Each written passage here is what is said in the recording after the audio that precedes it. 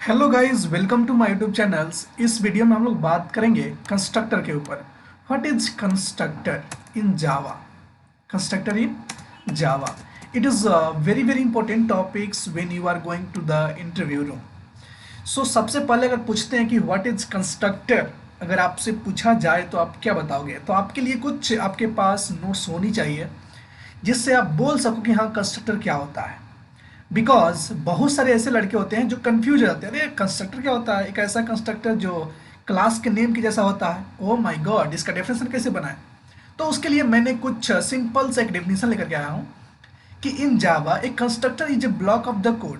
आप कह सकते हो एक constructor is a block of the code and similar to the method, एक मेथड के जैसा ही होता है।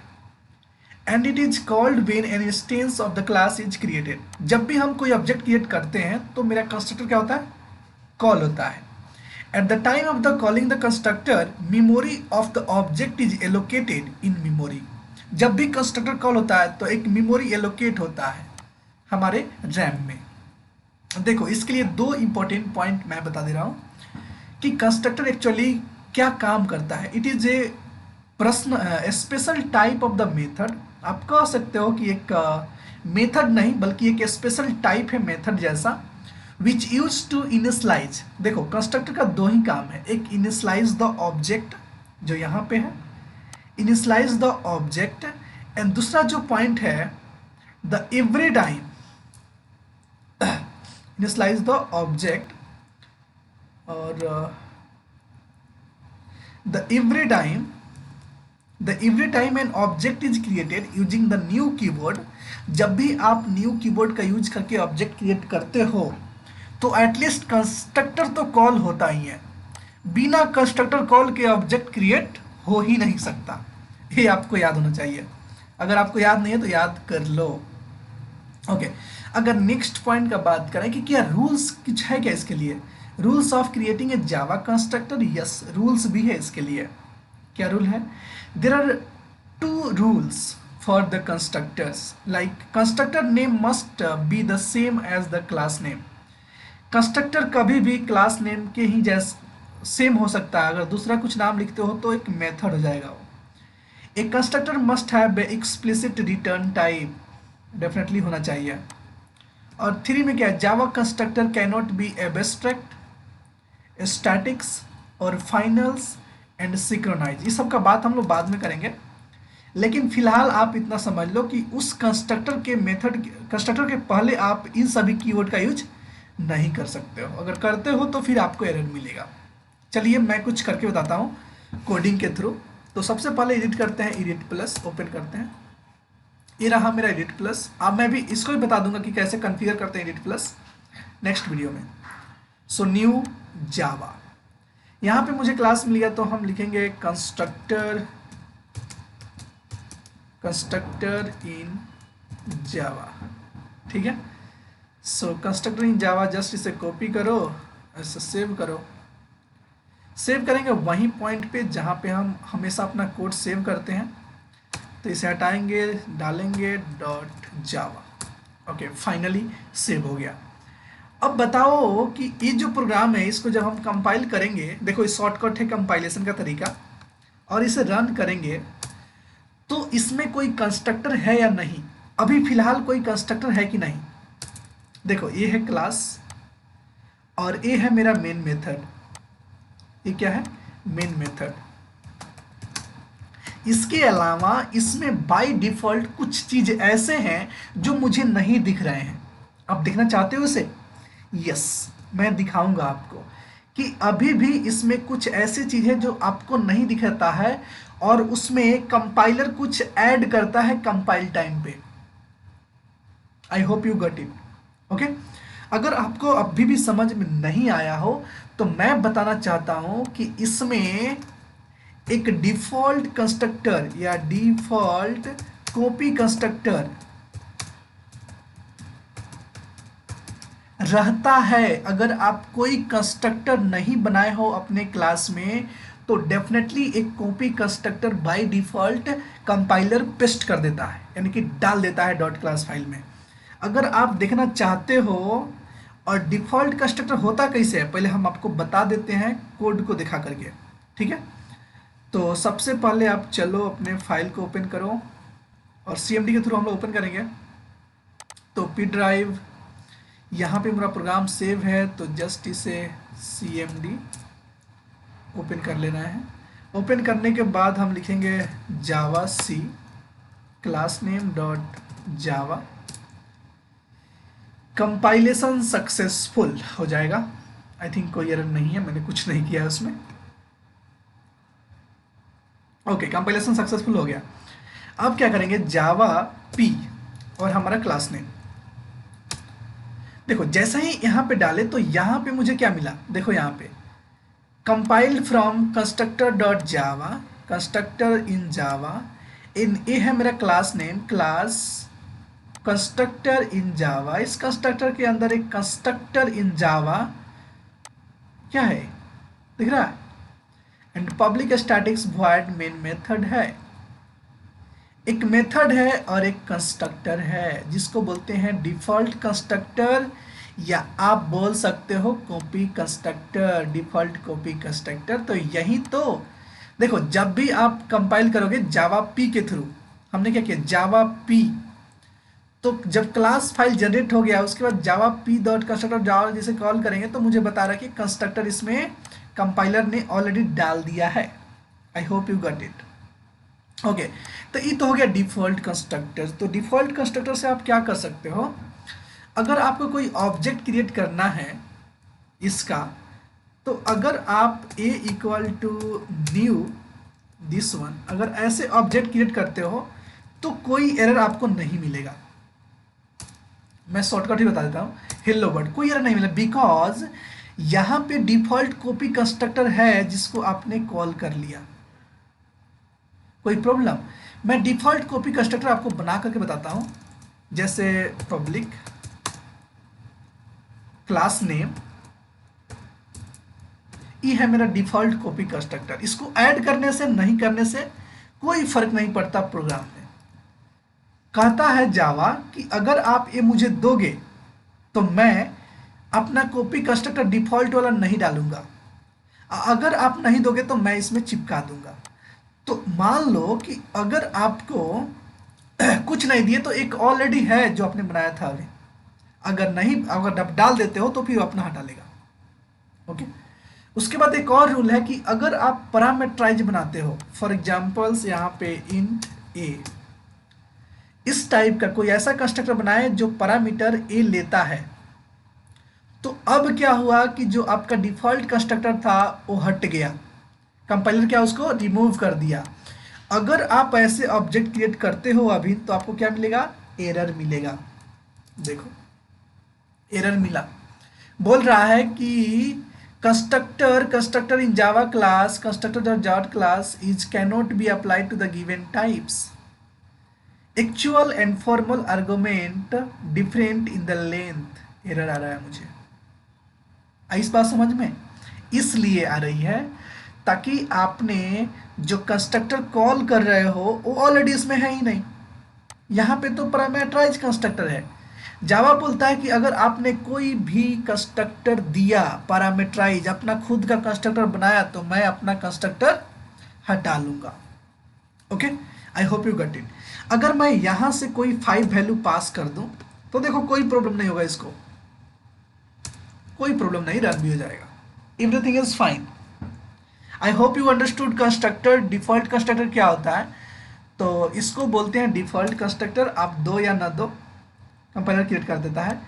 अगर आपको अपना पैरामीटराइज कंस्ट्रक्टर क्रिएट करना है, देखो अब पैरामीटराइज कंस्ट्रक्टर क्या होता है, तो इसे ही बात कर रहे थे कि कंस्ट्रक्टर 2 टाइप्स के होते हैं। Parameterise constructor, parameterise constructor, parameterise constructor मतलब कि आपसे 2 वैल्यू लेगा, int a comma int b, 2 value लेगा। आप यहाँ से एक बार 4 और एक जगह 6 पास करोगे और ए आएगा यहाँ पे। तो यहाँ पे आप एक system dot out dot println, और प्रिंटलन में आप लिख दो कि a plus b, that's it. तो ए ऐड करके प्रिंट कर देगा, आपने जो भी डेटा सेंड किया यहाँ पे उसको प्रिंट कर देगा। तो सबसे पहले कंपाइल करो, रन करो, तो हेलो वर्ल्ड एंड 10 आपको आउटपुट मिल गया। तो यहाँ से जो कुछ भी आप पास करते हो उसको क्या करता है, रिसीव करता है, और रिसीव करने के बाद उसे आप जहाँ पर भी रखना चाहो उसे रख सकते हो उस डेटा को। तो सिंपली जब भी हम लोग ऑब्जेक्ट क्रिएट करते हैं तो इसको ऐसे वर्क कराते हैं। जैसे फॉर एग्जांपल मान लो मेरे पास कुछ वेरिएबल्स हैं लाइक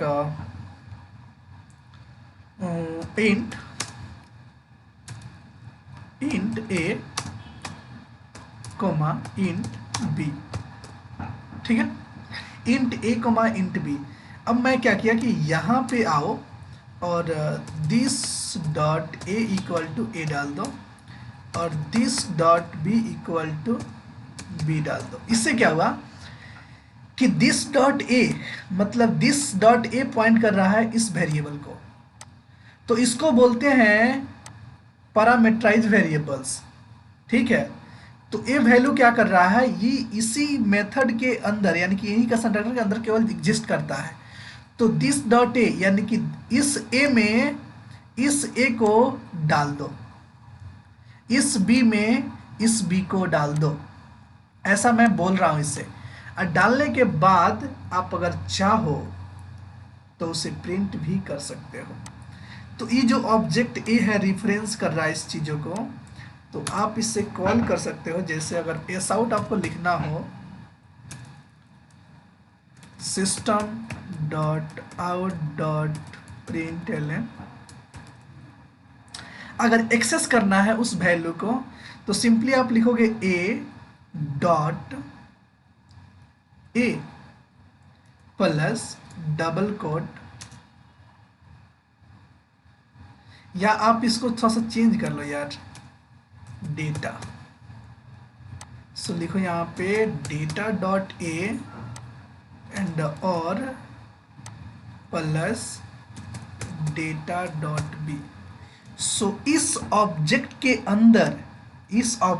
अंदर अब बताओ ये ऑब्जेक्ट क्रिएट कैसे होगा। एक ऑब्जेक्ट क्रिएट हुआ, उस ऑब्जेक्ट के अंदर दो वेरिएबल्स है, उस वेरिएबल को मैंने असाइन कर दिया, उसको पॉइंट कर रहा है कौन सा, ये वाला डेटा। अगर आपको और अच्छे से समझना है कैसे वर्क कर रहा है तो आप यहाँ पे सेमीकोलन दो, फर्स्ट ऑफ ऑल इसे रन करो और यहाँ पे आपको 4 और 6 मिल जाएगा। अगर आपको और डेप्थ में समझना है तो सबसे पहले हमको पेंट ओपन करना पड़ेगा कैसे वर्क हो रहा है। देखो सबसे पहले क्या हुआ कि एक ऑब्जेक्ट क्रिएट हुआ, जैसे ही आपने एक ऑब्जेक्ट क्रिएट किया तो ये ऑब्जेक्ट क्रिएट हो गया। इस ऑब्जेक्ट के लिए एक दूसरा है, वो ऑब्जेक्ट नहीं है, आप उसे ऑब्जेक्ट नहीं कह सकते, इसे ऑब्जेक्ट आप नहीं कह सकते, इसे आप रिफरेंस कह सकते हो, ठीक है। इसको बोलेंगे डेटा, क्या बोलेंगे, डेटा। तो आप यहाँ पे क्लिक करो, यहाँ पे, और ये क्या है, डेटा। जो आप वेरिएबल लिए थे वहाँ पे डेटा। ये डेटा क्या कर रहा है, इसको पॉइंट कर रहा है, क्या कर रहा है, इसको पॉइंट कर रहा है इस ऑब्जेक्ट को। इसके अंदर दो चीजें हैं, एक ए और ए के लिए बॉक्स है और एक है बी, बी के लिए बॉक्स है। सो ए और बी दो वेरिएबल्स हैं, ठीक है। इनके अंदर दो दो बॉक्स हैं जो डेटा स्टोर करके रखे हुए हैं।